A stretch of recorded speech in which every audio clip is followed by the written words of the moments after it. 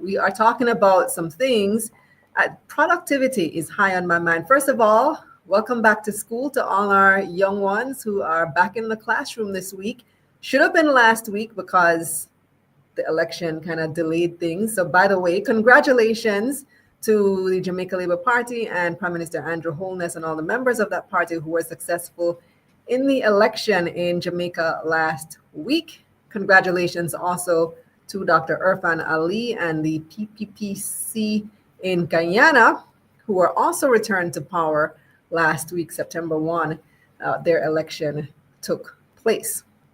So we're expecting to see continuity in both countries, a continuation of government policies, a continuation of the PPPC's infrastructure development drive in Guyana. And here in Jamaica, we're looking forward to the implementation of some of those campaign promises, one of the largest being the implementation of the increase in the minimum wage to, what did he say, $35,000 throughout the course of the term. So over the next 5 years, and then also the lowering of the income tax rate to 15%, which I see as a move in the right direction. But as we start school again this week, I am reminded of the traffic woes because the summer was nice, smooth sailing in Kingston. You're getting from point A to point B in fairly decent time. It's not so bad. And now school is back in session. Welcome back to all our students. But now the roads are gridlocked yet again, morning and evening, from early in the morning. And then anything after 3 o'clock, it is impossible to get anywhere in any decent amount of time. And I know that it is usually concentrated around the start of the new school year. I suppose parents just want to be very individual. Everybody wants to drop off their child on that very first day.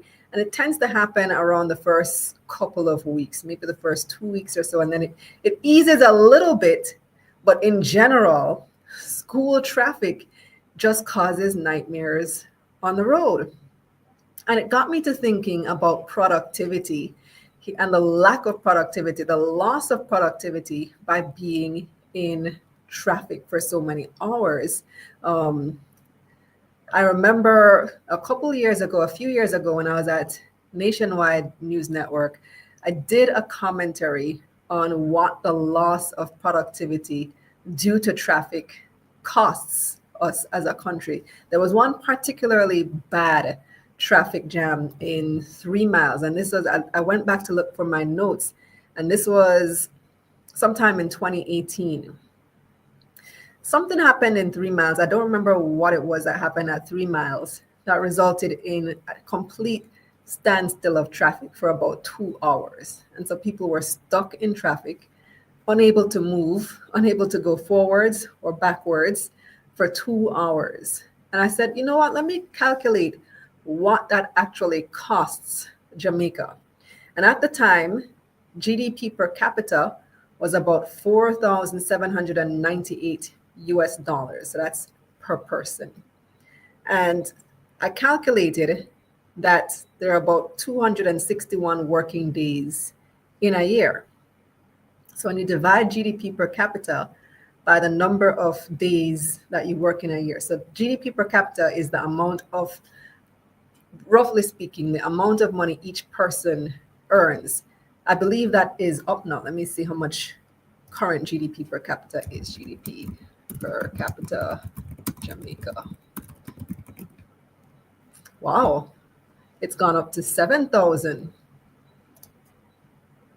So at the time, we were at just under 5,000 USD per year. That's the average person's earnings per year, divided by 261 working days in a year, because you work Monday to Friday, so subtract weekends, subtract holidays.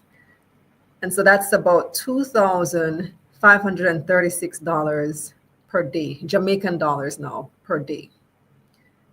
Divided by 8 hours in a working day, that was about $317 per hour. It's average Jamaican wages. And then you multiply that by 70,000 motorists on the roads affected by that particular incident. And we got to $22 million for every hour stuck in traffic doing nothing. And it was 2 hours that people were stuck in traffic. So we got to $44 million in productivity lost because of those 2 hours stuck in traffic. Now, if we adjust for where GDP per capita is today, what our average wages are today, we've gone from 5,000 to 7,000. It's going to be even more than that. So probably I'd roughly estimate about $60 million if you were to have a similar situation. But the thing is, we have a similar situation almost every day for a lot of people, because the time that it takes you to get from home to school to drop off your kids and then to work, it's probably about a good hour for a lot of people who live in the corporate area. And then you have to leave work. And for moms, this is a reality for some people. Leave work, pick up the kids, go back to work, and then in the evening from work to home again, it's probably a good 2 hours per day that you are spending in traffic. And think of all the things that you could do, all the productive things that you could do with that time. Now, obviously, this isn't a problem for everyone. There are a lot of people who use public transportation. And so I started thinking as well about the rollout of the rural school bus program, which absolutely is to be commended, because that was sorely lacking in the rural areas and still is, because it's not completely island-wide. Not everybody benefits just yet.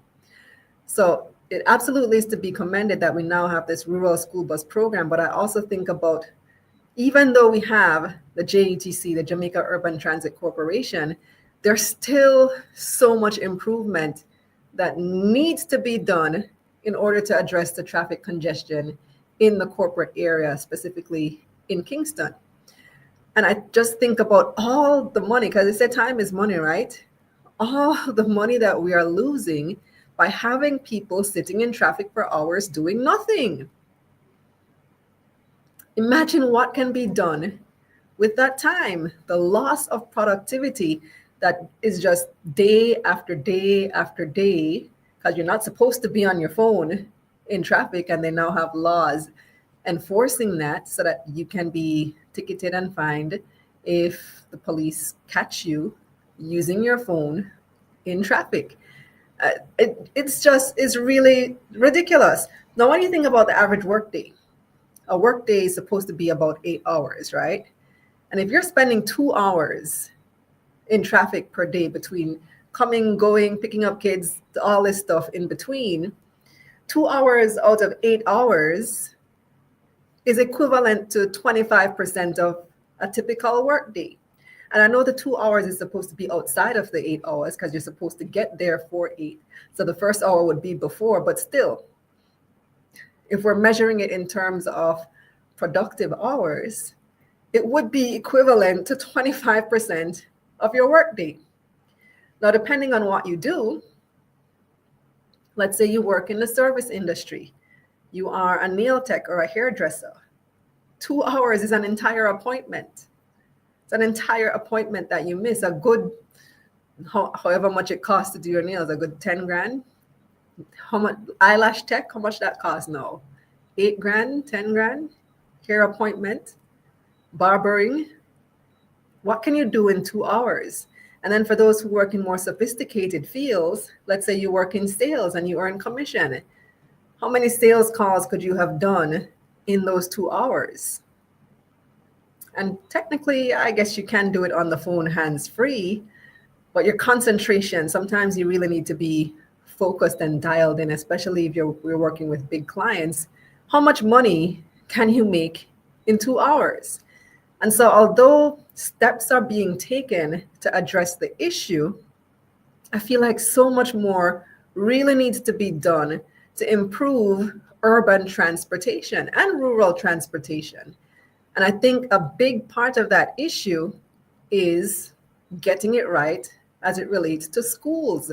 Why do we, individual parents, need to be there to pick up and drop off our kids every single day. I understand, yes, you wanna hold them up and kiss them up, but do we really need to do it that way?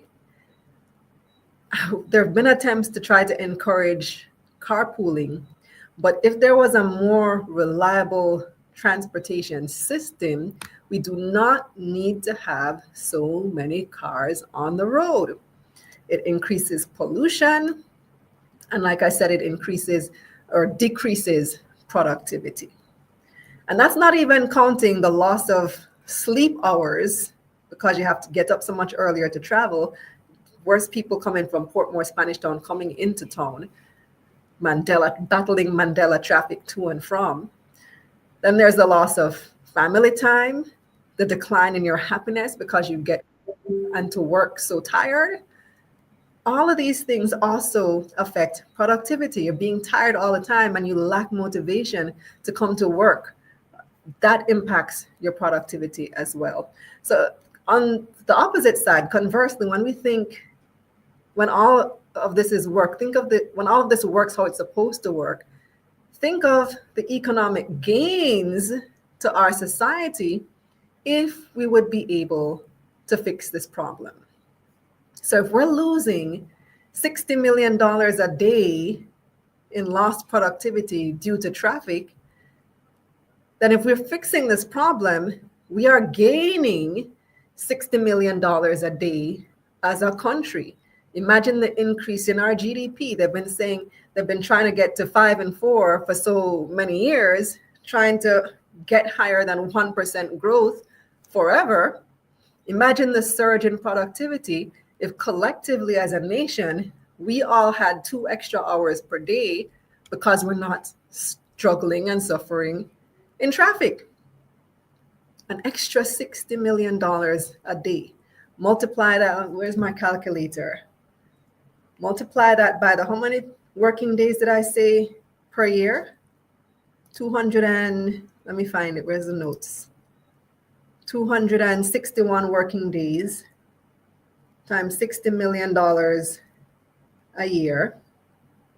An extra $15.6 billion could be added to our economy. Can you imagine? Can you imagine how much of an improvement that would be to our economy? Multiply that by all the people who make that commute. Millions of dollars as people would be able to do more because of the time saved, rest more, have better mental health, and all of these things. I see some comments coming in, so let me start looking at some of the comments before I continue, because I have a few things that I want to talk about this evening. Some of you commenting on what I was saying.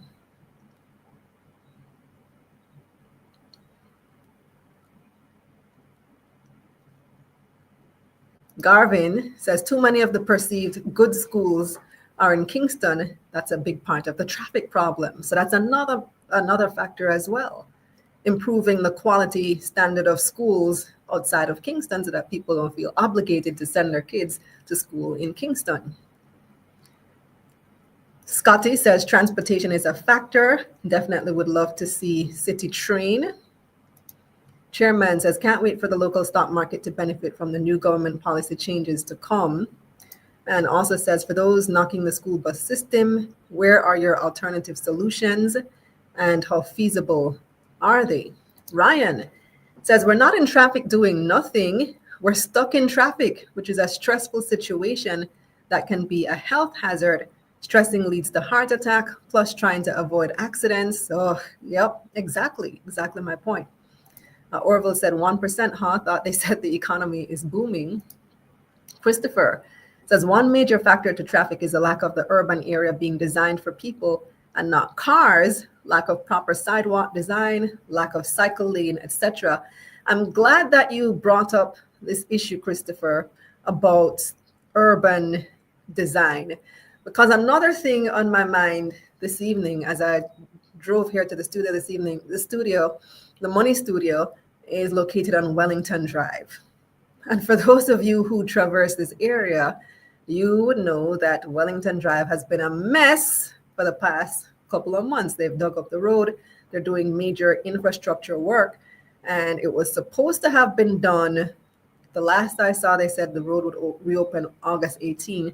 It is reopen, but reopen is a very loose word to use. You can drive along the road, but it is not the road that it was a couple months ago, because the work continues. You have to drive very carefully.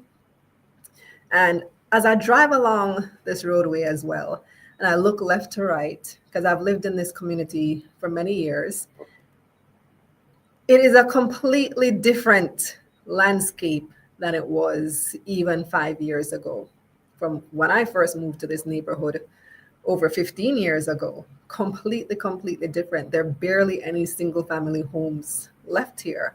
And so, although I haven't heard it in the announcements, what I imagine a big part of the work is they're improving the infrastructure to facilitate all of these high rises going up in this community along this corridor. Like I said, there are very few single family homes remaining here now.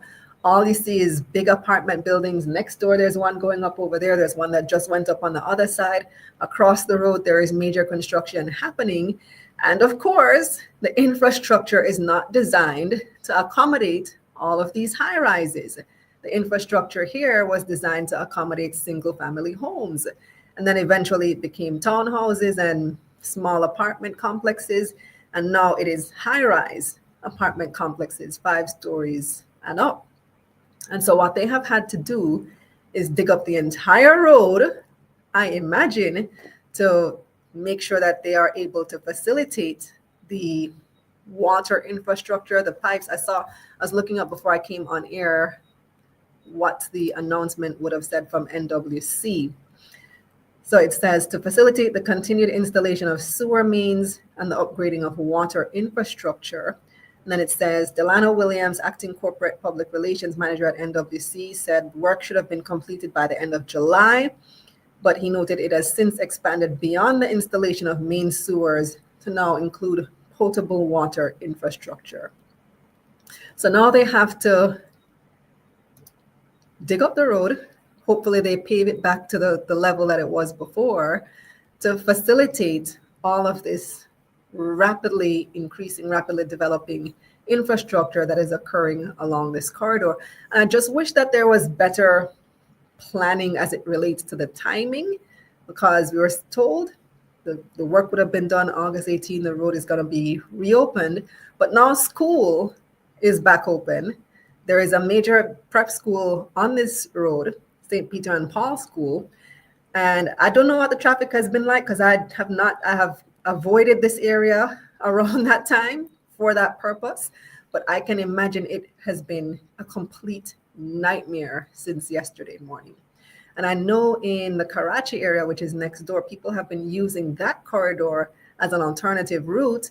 And I saw messages in the community group chat this evening about complete and utter gridlock. And that's what happens when a major road like Wellington is disrupted. And now we have school being let back in, students having to be transported to and from school, and a major corridor is essentially out of service or not being able to be used in the way that it traditionally is used. So another thing that really is irking me, that the lack of, not say accountability, but planning in making sure that these things are done in the summer months and completed on time, so that we don't have the level of disruption that we are seeing right now.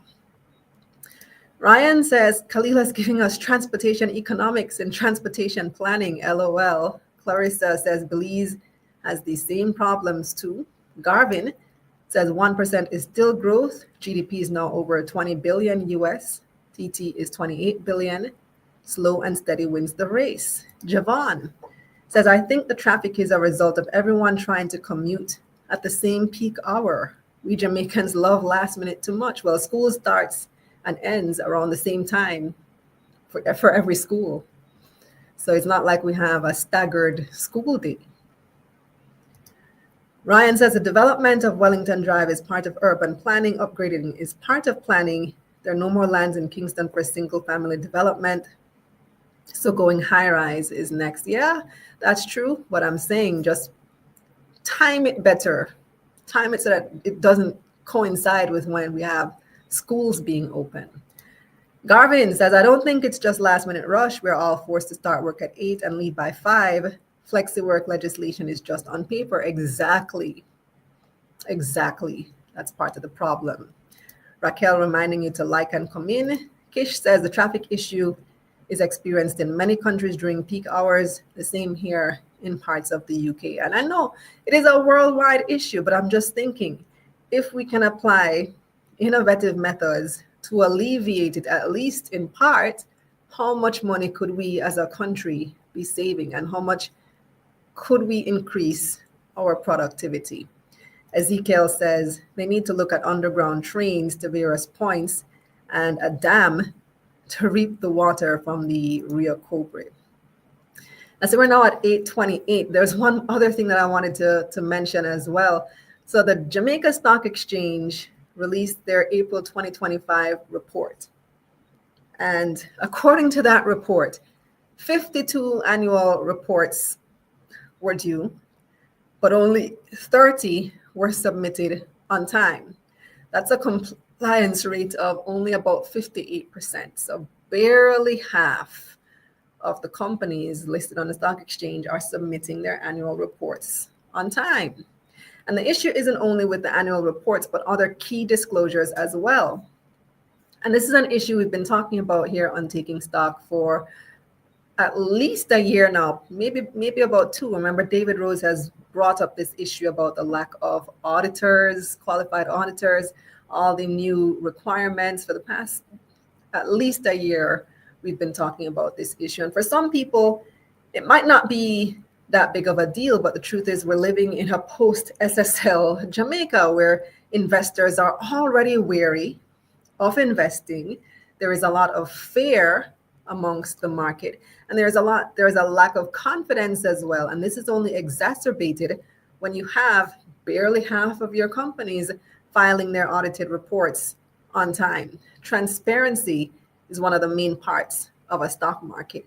And then you have junior market companies that seem to be struggling the most. Main market companies struggling as well. But when you look at the numbers, those junior market companies are really struggling to get those reports in on time. You look at a company like Edufocal, which is actually still suspended from trading because of late filing of their audited financials, and that suspension was from June. We're now in September. And the JSE has been warning about this issue from as far back as 2019, that lack of auditors, lack of auditing firms and people joining the profession has been an issue. And so now it makes me wonder, okay, we have main market companies struggling. We have junior market companies struggling even more to file their reports on time. Yet we have plans in train to introduce a micro market, a micro stock exchange as early as next year. And I wonder, is now the right time for us to be doing that? Because if main market companies and junior market companies are struggling to get their audited reports in time, imagine the struggles that are going to be faced by micro market companies. These are companies that earn, I think it's 20 million or less. It might be 50. I can't remember the number offhand. I think it's 50 million Jamaican dollars or less per year. You know how much an audit costs? Audit is enough money. And so if the companies with money are struggling to get auditors, to hire auditors to release their audited financial statements on time, imagine these much smaller firms who do not have as much cash at their disposal to hire the very same auditors because they're very few. How are they going to comply?